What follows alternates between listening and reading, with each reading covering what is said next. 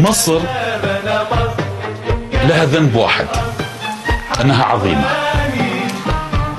مصر أنا ما أريد ترى على فكرة مدح مصر ليس تملقا، لأن مصر تجلى الله عليها.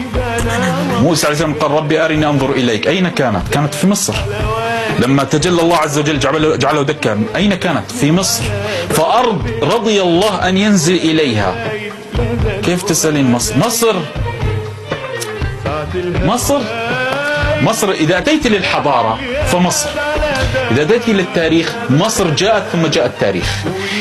إذا أتيت للمضياف، تعرف أنا اليوم وأنا جاي مع السائق أخي السائق كنت أقول له شعب مصر الوحيد، يعني مثلا أنت في أي دولة عربية، أنت مثلا سافرت أي دولة عربية، لو أنت تخاصمت مع السائق ونزلتوا بالشارع تضربون بعض، أهل البلد يقفون مع أهل بلدهم ضدك، لأنك غريبة. إلا الشعب المصري. الشعب المصري الآن لو أنا اختلفت مع السائق، لو اختلفت مع شروق مثلا ونزلت من السيارة واختلفت، يقفون ضدها، يقول ايه بنت عيب عليك، ده ضيف، ولا لأنه ملوش حد. عارفة ليه؟ لأنه شعب مضياف منذ فجر التاريخ.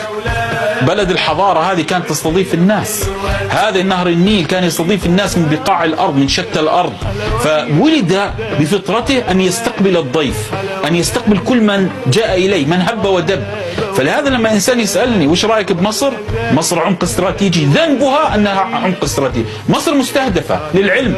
أنا أقول للشعب المصري لعل يا رب الرسالة تصل، أنتم القادة حاولوا يستهدفوا مصر بقادتهم، يعني أيام حسني مبارك استهدفوا حسني مبارك، ظنوا أنه لو ذهب حسني مبارك سقطت مصر كما جرى مثلا في ليبيا. لا، أتكلم بصراحة، إلى الآن متنازعين. كما جرى في سوريا إلى الآن متنازعين. مصر ذهب الرئيس وبقيت متماسكة. فهم لا يستهدفون القادة. لو أنا حكمت مصر سيستهدفوني من أجل استهداف شعب مصر.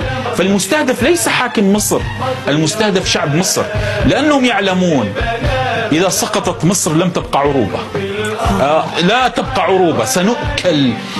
تدرين مثل أكلت يوم أكل الثور الأبيض، سنقول أكلنا يوم أكلت مصر. فلهذا وجب علينا لو كانت مصر قوتها أن تأكل من لحم أكتافنا لابد أن نهديها لهم. لا تقولي الفقر وحالة الفقر موجودة في كل العالم. أنا عشت 1.5 سنة في تكساس هيوستن، والله العظيم الأجانب يشكون غلاء الأسعار، كل العالم يشكي غلاء الأسعار، هذا العالم كله الآن.